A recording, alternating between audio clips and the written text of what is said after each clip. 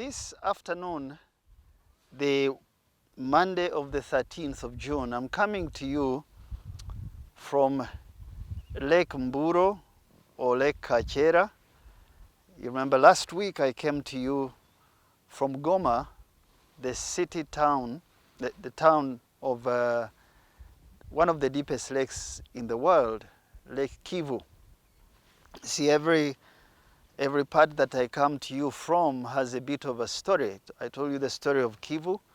So now I just want to start with sharing with you just a little bit of history of this lake. This lake is called Lake Mburo, but people confuse it as Kachera. When we came here, we got this land as an extension of Thomas's farm in Weshare some 13, 14 years ago. The name they gave me was Rueyazia. The word Okuyaga in Nyachitara is to melt. Land that stretches with valleys and melts.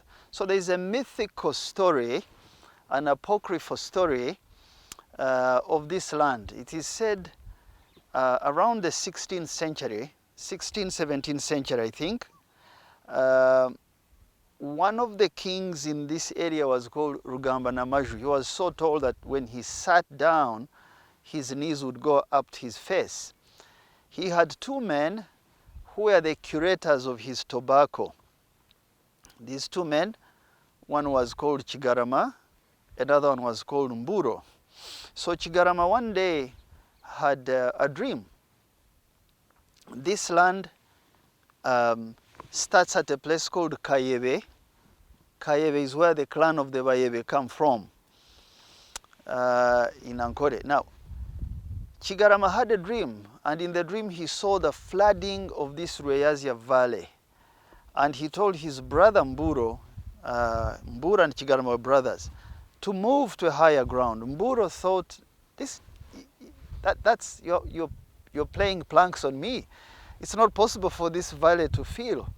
So one day it started raining, and Chigarama went on the raised ground, and this whole land was flooded, and the property and the cows of Mburo disappeared in the flood. It was called Mburo. That's the apocryphal story. Now Chigarama is a hill on my left-hand side, one of the tallest. It is named after the brother who survived. Now, this Mburo really gets its water from a long way in what is called Akayanja ka Cheramutwe. Who was Cheramutwe? He was the king of the Bamori who live in present-day Maogora. There was a small valley that would fill up.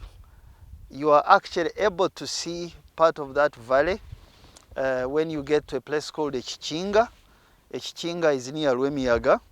So it would fill up, and this man would go to perform his rituals, and they call it Akayanja ka Cheramutwe. So it gave the water that feeds this lake Kachera. That's where the name comes from.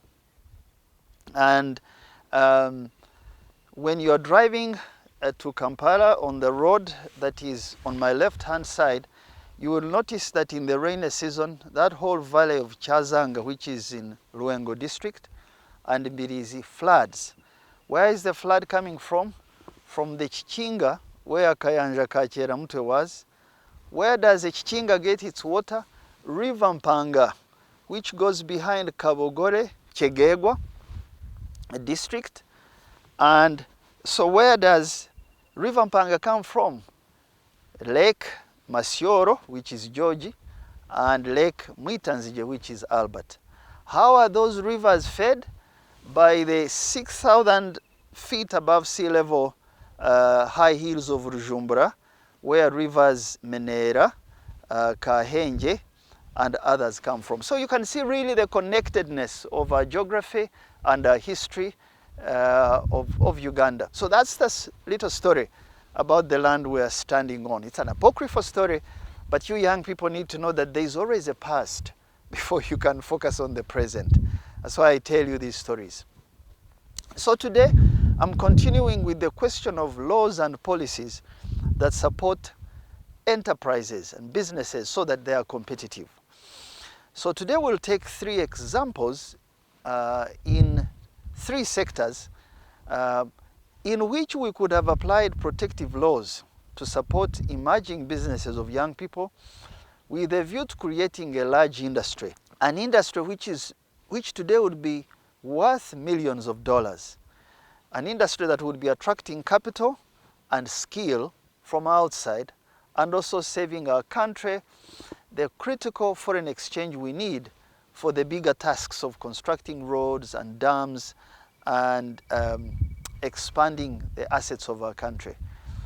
Now, the first sector is when we reformed the telecommunications sector by allowing private players, and we sold a second national operator license in 1997, 1998. We had a very limited view, in my opinion, of our needs then and what the future held. We focused more on what we knew then, which was increasing the voice share, given that Uganda Posts and Telecommunications at that time was the only national operator since 1976, when it broke off from the East African Posts and Telecommunications, what used to be called EPTL. That Posts and Telecoms of Uganda probably had 60,000 fixed landlines. Only 60 fixed landlines for the whole country at the time of about 18-20 million. Yes, today we have grown voice to more than 22 million telephone subscribers. But listen, we removed our eyes from where the greater value stood for the next generation. Where is this value? This is in integrated data gateways, patents and production of telephone switching equipment and gear, GSM gateways, and the technology attached to these things I'm mentioning. As we know now, data is the currency of the 21st century. And young people are in this space with limited tools and policy support in Uganda.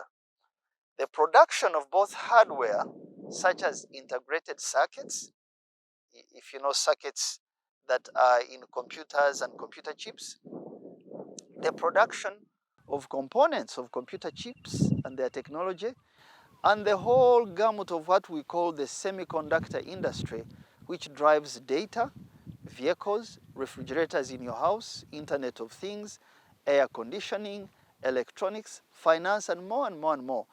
These are the very areas where all recently industrialized countries that began industrializing in Asia and parts of Europe in the 1990s, they focused their energies and their attention and investment in the 1990s, at the very time we opened up our telecom sector. So we lost this space to global competition completely. The production of switching gear, for example, for telephones is very old technology. It is, it began around 1920. I think in the 20th century, as far as I could go, with the American company called AT&T. They were producing these telephone switching gear. It is now a commodity that all developing countries can produce on their own under very good policy incentives. But today, in our country, all the switching gear and data transmission equipment is bought from Chinese companies, such as Huawei, ZTE, and European companies such as Ericsson. Our 5 telecom companies in Uganda, don't want to name them, you know all of them, you are subscribers, they spend so much of the foreign exchange on money they have earned in our market in Uganda to purchase and maintain equipment from these companies. So, let us take a hypothetical scenario in terms of protecting and growing local farms using laws and regulations. Had we gained the knowledge and understanding at the start of the 21st century, what would we have done? Let us say you would like to put data, voice and facial recognition technology capacity and capabilities and high-speed gateways in 160,000 classrooms, which we have today across the country, in 24,000 public and private schools, in the hands of 260,000 717 school teachers. That's the number of teachers we have in both private and government primary schools through to secondary and vocational. Let's assume you want to put this technology in 11,000 parishes where you plan to spend 100 billion every financial year in the next 5 years. Let's say you want to put this technology in 312 counties across our country, 70,000 villages, and 6,938 public and private health facilities across the country. To do these statistics that I'm talking about, to put these technologies in these places, you would need to be very deliberate in growing small companies of young people that are bent on manufacturing this equipment on which the technology and software runs. These small to medium companies would easily translate the local knowledge, the idiosyncrasies, as you know in our language, how we speak, the nuances. They would translate this into systems that are designed to support our local and regional needs, our language, and our customs, given the similarities of African countries. These companies and the tech that they would use would be easier to scale on the domestic market before bringing in international companies. Why? Because international companies have very limited interest and knowledge in these local nuances, given their need to immediately wanting to standardize globally as their competitive advantage. And instead, they have more focus on profitability and supporting the revenues of their headquarters using their local franchises. As you know, many of these international companies really don't live here. They are franchises supporting headquarters. Now, in China today, because China industrialized recently, in the last 40 years, in China today, there are small companies in places like Shenzhen that have annual revenues of between $2 million to $5 million that are producing the kinds of technologies and switching gear, components and data technology that I'm speaking about, that they export these components outside of China, or they have these components supplied to bigger corporates that in the end supply developing countries, including Uganda. You know what? This is not a lot of revenue. This is not a lot of $5 million is 15 billion shillings.